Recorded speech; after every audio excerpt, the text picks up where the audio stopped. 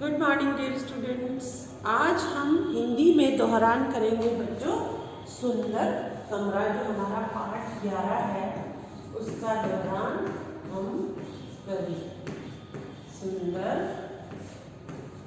कमरा ये हमारी है बच्चों शिक्षाप्रद कहानी। ये हमें क्या शिक्षा देती है ये कहानी कि हमें साफ सुथरा हमारे सराउंडिंग्स को क्लीन रखना चाहिए, अपने आसपास साफ सुथरा रखना चाहिए, सफाई रखनी चाहिए। ये इस कहानी से हमें पता चलता है। तो क्या कहानी है? रानी की। किसकी कहानी है? रानी की। और रानी की दोस्त का नाम कौन है? अलका। ये छोटे छोटे क्वेश्चन तो ऐसे ही सॉल्व हो जाते हैं। रानी कैसे बैठी थी? गुमसुम। माँ आई और क्या प्यार से सिर पर हाथ रखकर बोली, क्या हुआ रानी, इतनी चुप क्यों हो? रानी ने धीरे से कहा, माँ मैं आज अपनी दोस्त अलका के घर गई। उसका कमरा भी देखा जो बहुत सुंदर लग रहा था। यह कहकर रानी सोच में पड़ गई। फिर बोली, लेकिन माँ उसका कमरा तो मेरे कमरे से छोटा था। मेरे कमरे में तो 2 अलमारियाँ हैं और उसके कमरे में केवल 1। लेकिन फिर भी उसका कमरा मेरे कमरे से सुंदर लग रहा था। माँ ने मुस्कुराते हुए पूछा, जरा सोच कर बताओ अलका के खिलौने कहाँ रखे थे? रानी ने सोचा और कहा, खिलौने तो अलमारी में रखे थे। हमने खिलौनों से खेला और फिर उनको वापस अलमारी में सजा कर रख दिया। माँ ने रानी को अपने पास बैठाया और बोली, रानी तुम्हारा कमरा इसलिए सुंदर नहीं लग रहा क्योंकि तुम अपने कमरे को ठीक से नहीं रखती हो। देखो चारों ओर कागज के टुकड़े पड़े हैं, जूते चप्पल इधर उधर फेंके हैं, खिलौने किताबें बिस्तर और मेज पर बिखरी पड़ी है। रानी ने पूरे कमरे को एक बार ध्यान से देखा और बोली, माँ आप ठीक कह रहे हैं। वह उठी और बिखरी हुई चीज़ों को उठाने लगी, लेकिन उन चीज़ों को कहाँ रखे उसे समझ में नहीं आ रहा था। माँ ने हंसते हुए पूछा, क्या हुआ रानी, इन सब चीज़ों को मैं कहाँ रखूँ? रानी बोली, खिलौनों को तो इस अलमारी में रख दो। माँ ने अलमारी खोलते हुए कहा। रानी ने धीरे धीरे सारे खिलौने अलमारी में सजा दिए। अब आई किताबों की बारी। वे भी दूसरी अलमारी में सज गई। माँ ने लाल पीले रंग की नई चादर बिछा दी और तकिया भी लगा दिया। रानी ने माँ की मदद से खिड़कियों के रंगीन पर्दे खोल दिए। बाहर की शुद्ध हवा कमरे में आने लगी और कमरा जगमगा गया। अचानक रानी ने देखा कि एक रंग बिरंगी चिड़िया खिड़की पर बैठी और चहचहाने लगी। रानी को लगा कि वह कह रही है, रानी तुम्हारा कमरा बहुत सुंदर है। तो इसका संदेश क्या है? हमें अपने कमरे को साफ सुथरा रखना चाहिए। क्या संदेश है बच्चों? हमें अपने कमरे को साफ सुथरा रखना चाहिए।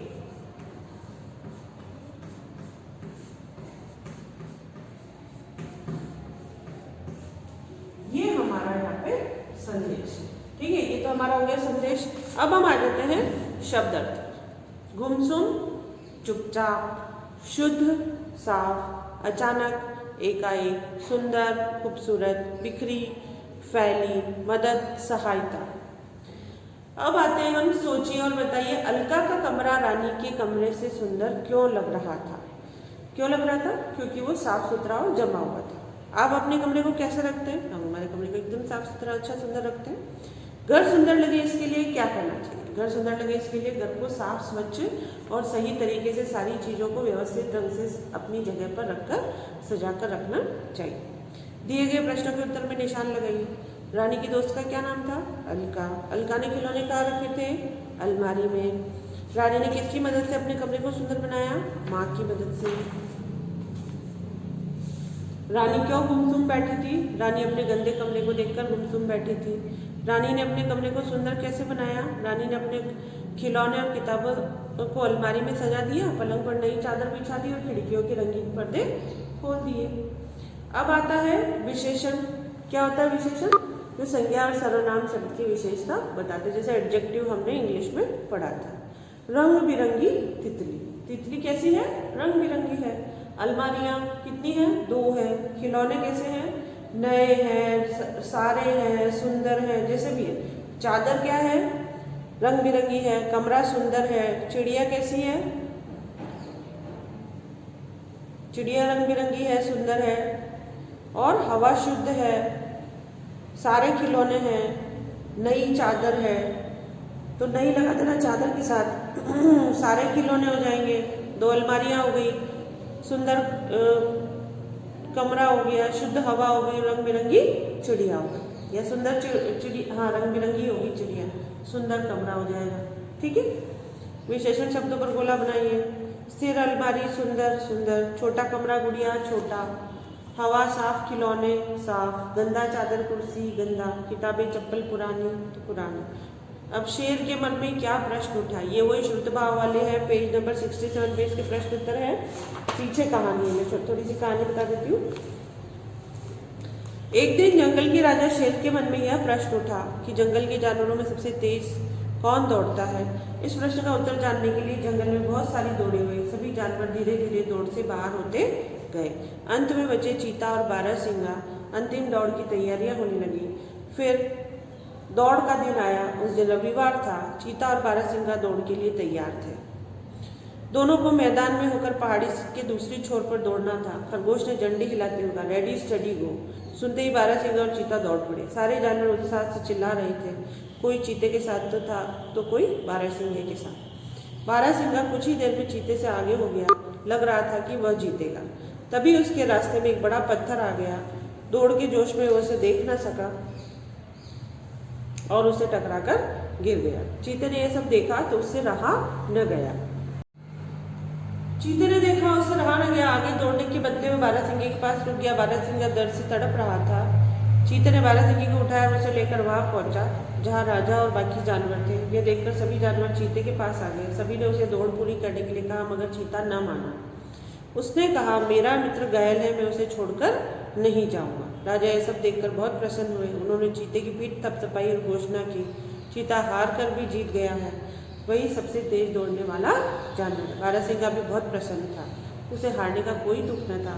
उसे एक सच्चा मित्र जो मिल गया था। तो यह सच्ची मित्रता का संदेश हमें मिल रहा है कि हमें सिर्फ हमारे बारे में नहीं सोचना चाहिए, हमें हमारे जो साथी हैं उनके बारे में भी सोचकर निर्णय करना चाहिए। तो शेर के मन में क्या प्रश्न उठा कि जंगल के जानवरों में सबसे तेज कौन दौड़ता है। अंतिम दौड़ किस दिन हुई थी अंतिम दौड़?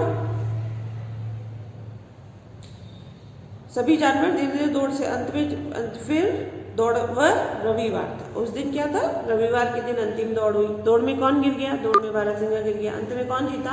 अंत में चीता जीता। तो ये इसके प्रश्न उत्तर है, बहुत सिंपल से हैं। तो ठीक है, आज आप शब्दार्थ प्रश्न उत्तर करिए। फिर कल हम बहादुर लिपा और एक बार चित्र वर्णन और जो हमारे क्या है वो टेस्ट भी ले लेंगे हम लोग।